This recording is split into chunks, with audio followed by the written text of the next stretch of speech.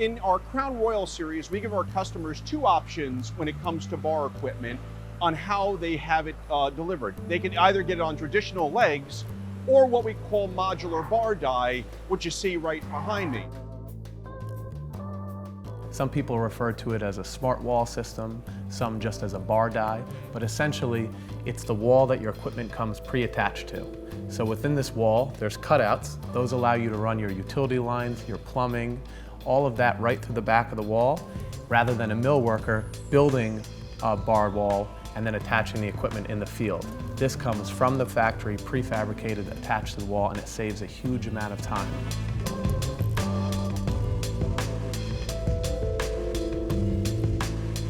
The advantage from the bartender perspective is you have a seamless fit and finish. The stainless goes right to the floor. You can seal it with silicone. It prevents water from going into the bar die, hides all of your drain and plumbing lines, and eliminates the need and use for legs. So it looks a lot cleaner, it's more efficient. Bartenders like it because it's a lot easier to maintain, and as you can see, has a nicer look to it, so a better aesthetic look.